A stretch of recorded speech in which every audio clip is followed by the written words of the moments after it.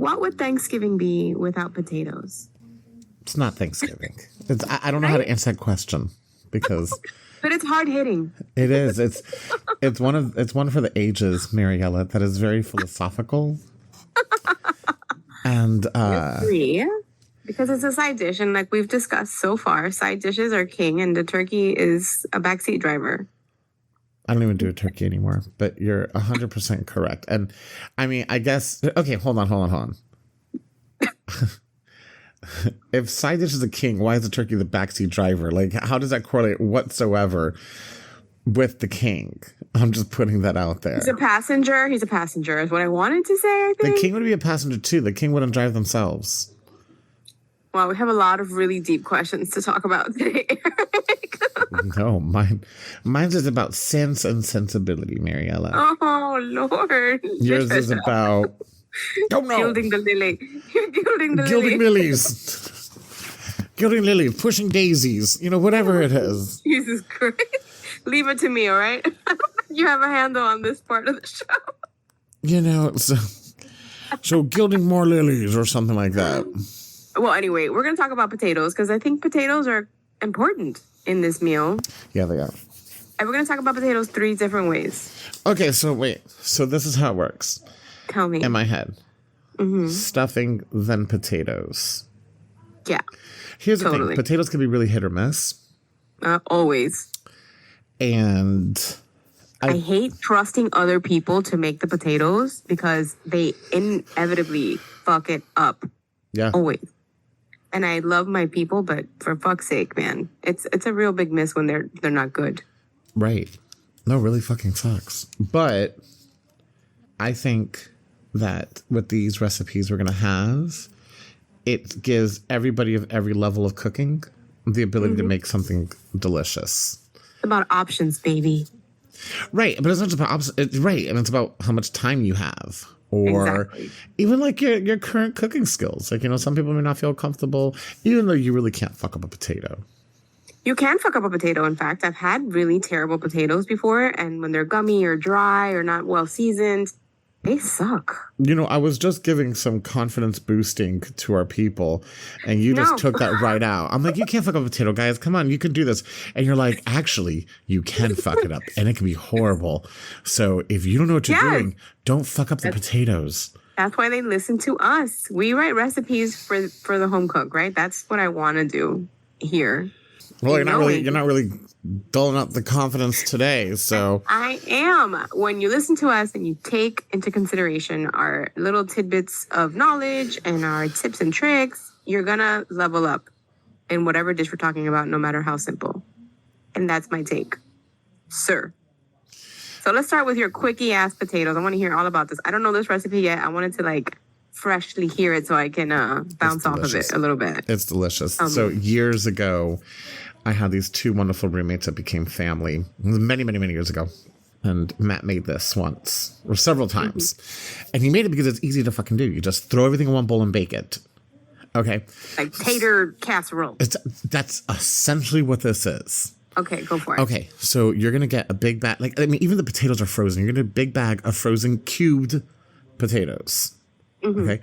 So frozen cubed potatoes, you're going to throw that in a bowl. Preheat your oven to 350 degrees. You're going to take 1 can of cream of chicken soup, throw that on top of the potatoes. Follow me here. You're going to take 8 ounces of sour cream, throw that in there also. And then you are just going to take a fuck ton of shredded cheddar cheese.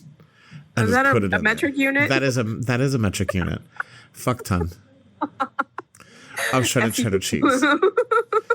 Seriously, until your heart tells you to stop. Wait, only on top or all up in it? It's going to go in there.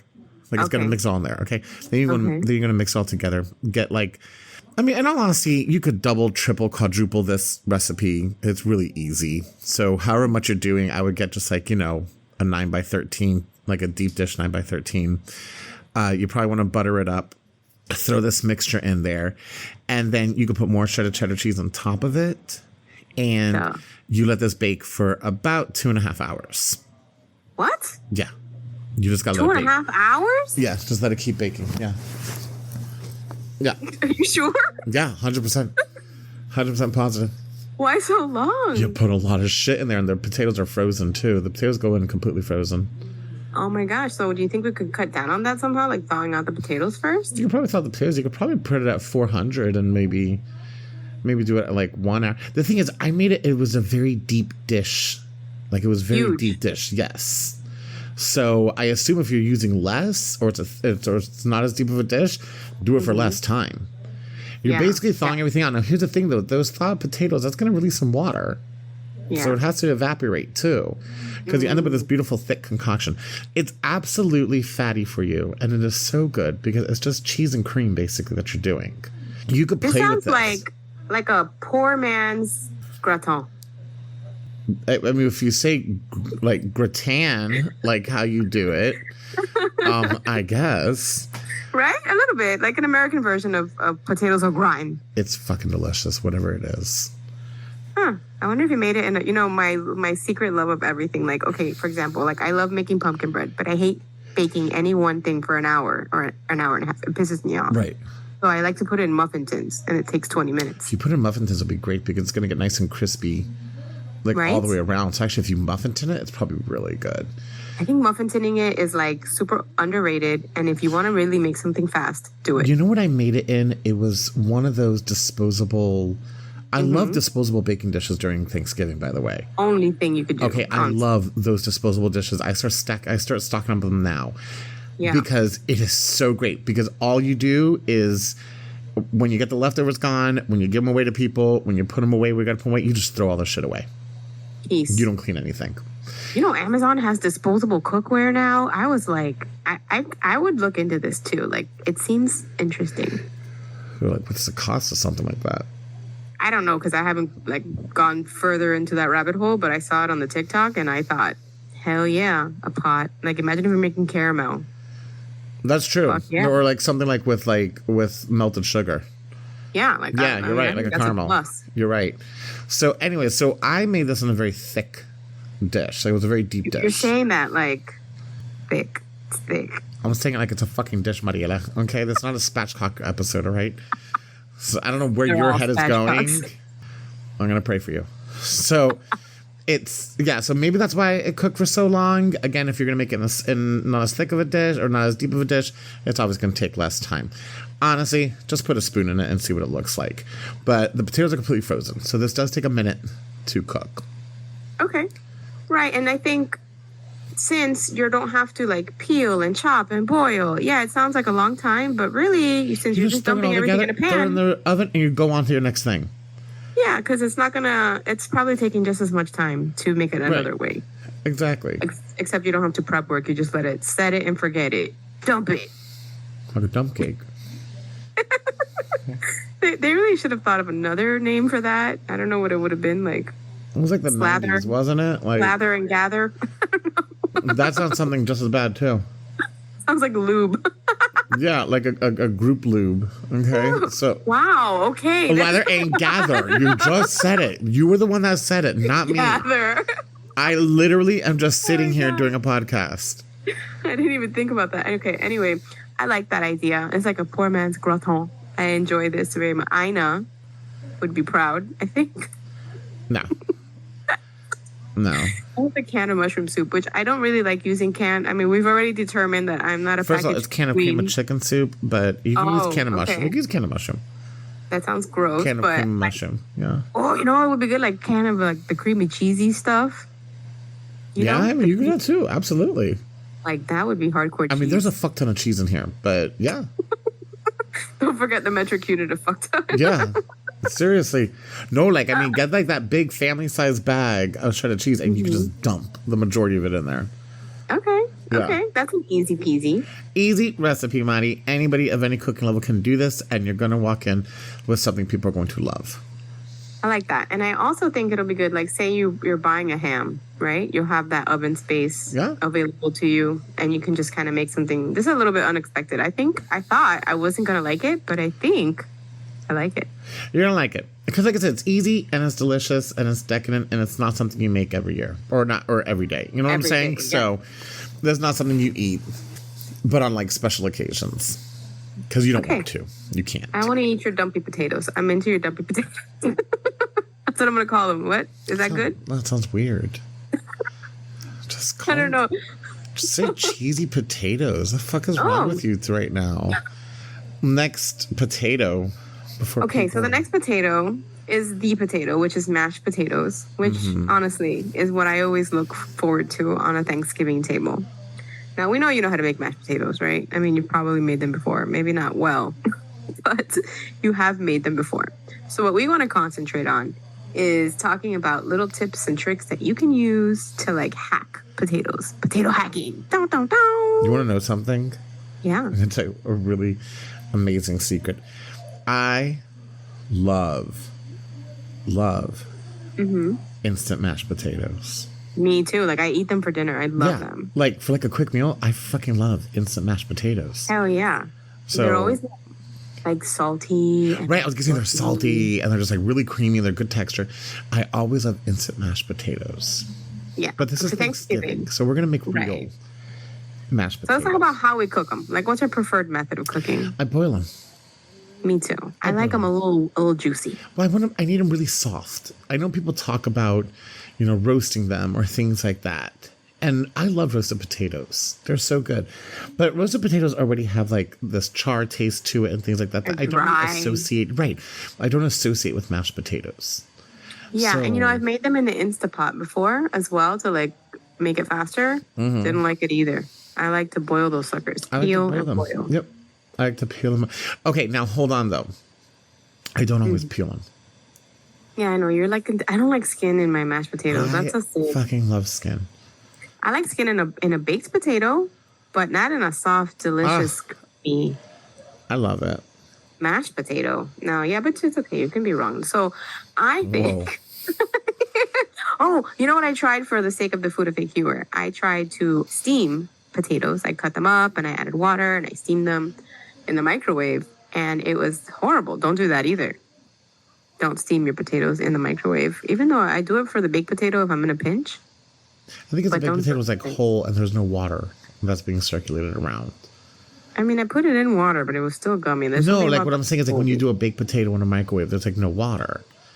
You just bake. Oh, yeah. So there's different. So it's a dry environment. It's a dry heat. Yeah. Right. So it's something a little bit. It's not as bad. I can see it coming out kind of weird. It was gross and gummy, but I tried it. So, okay, now we've determined that the one way to cook this thing is to peel or not peel, however, maybe a little bit of peel if you're into that jazz, and boil it. You have to cut the potatoes all in like sizes, start it in cold water, and then let it come to a boil. I like to season the water once it's boiling, because if not, the salt will scald your pan. And then you let it boil until a fork will go in it. Nice and juicy, right? Yep. Just like super tender.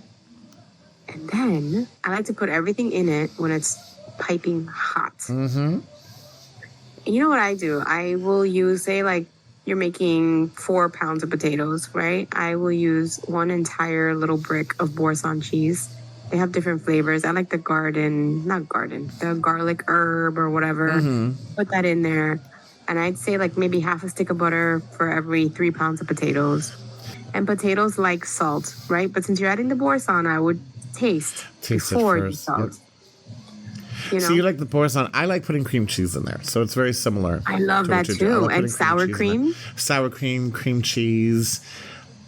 I do love all that stuff. I love doing like a head of roasted garlic. Yes. Like when the garlic gets all mashy and sweet. And you put it in there too. I think one of the things about mashed potatoes, Madi, that I have a bit of an issue with is people don't season it. I don't know why. Ever. Okay, so potatoes are a really bland food. We eat it because it's starchy and filling and creamy, but it absorbs every flavor that you put on it. When you eat a potato by itself, it's not that great. Okay?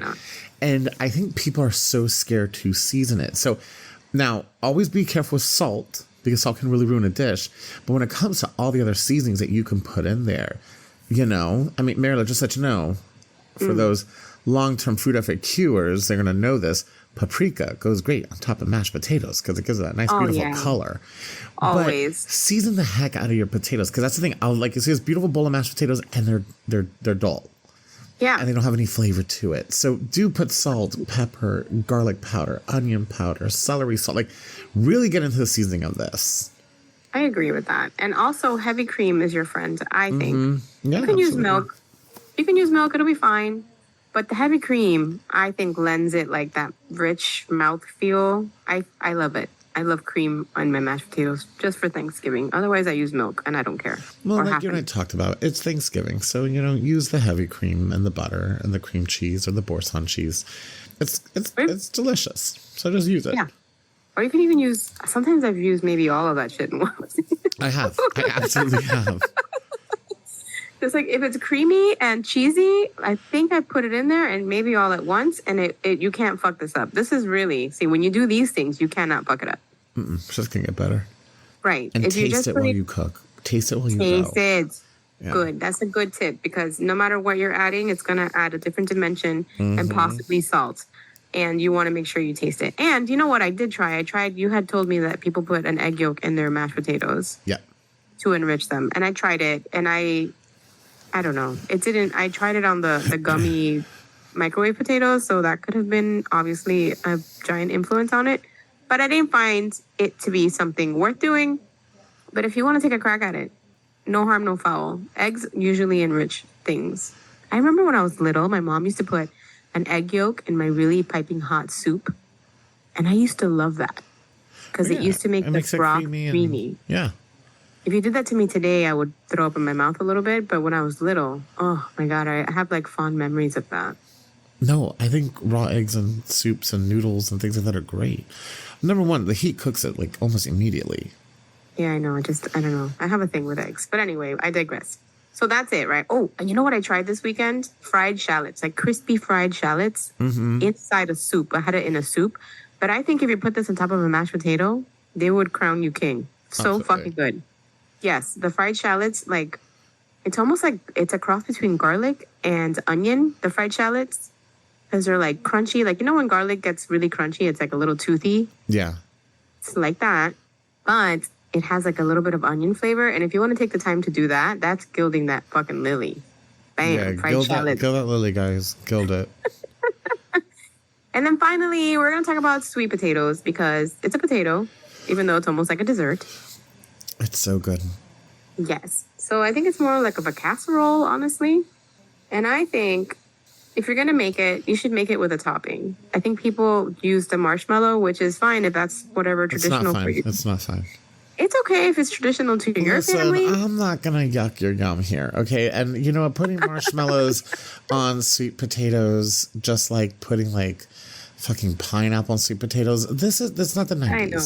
We need to get out of it and know that there's a lot other better things to do. I mean, if you really love it, do it, but try this one first and just see what you just see. We're going to link the recipe in the show notes, so we're not going to be too precise here, but it's the Ruth Chris recipe. And it has a streusel, which we love a streusel, you and me. We do. We're streusel fanatics. We bond over streusel. Yes. And it's just really, it's all-purpose flour, a little brown sugar. You can put chopped pecans, or if you have a nut allergy like Eric does at home, you can use some like toasted oats, which I think honestly sounds more delicious to me, and a little bit of butter. And then, the sweet potato mixture is just the usual, salt. You can maybe add a little bourbon in there. I think you would be a bourbon adder. Yeah, I do love bourbon. You could add the vanilla, the salt, the sugar, all that stuff, right? And then you whip it up together and it's almost in my head like a little souffle. And then you top it with your streusel and you bake it. And it's light and airy, but super, super sweet. And I love it. I really like a good sweet potato casserole. It's not my first thing, but I do love it. I love sweet potato casserole. And I have had the Ruth Chris casserole, the Ruth Chris sweet potatoes. And it's really good. It's really creamy and sweet and crunchy on the top. And so to me, it's almost like a dessert. At least for me. It eats like a total dessert. It is so good. This recipe, just make this recipe. It's not hard. It's really easy. And you can make the sweet potato any way you want. If you want to boil it, you want to microwave it, you want to just bake it, whatever you want to do, as long as it's fork tender, it is so good. Yes. So I think these are enough proper potatoes to have at a meal. If you wanted to even make all three, I think you could. I think pass because they're all so different. Exactly. So go back and listen to our other Thanksgiving episodes where we talked about really good fatty fat vegetables that you're really going to like. We talked about stuffing, and now we're talking about potatoes. And honestly, all of these recipes will make your Thanksgiving memorable, delicious, and you will not regret having leftovers of this for the following day. And we're going to have recipes for your leftovers too, by the way. Oh, yeah. Don't worry. We're going to take care of you. But we still have dessert to do, Keter. We still have the protein to take care of. We have a lot of business to take care of here. Yes, we sure do. So stay tuned this week because we're going to hit you with plenty of episodes to really get you going with plenty of time to shop. It's going to be fun. So stay tuned. We'll be right back with some more delicious, easy recipes that you can do. Bo show. Bye-bye. Bye, guys.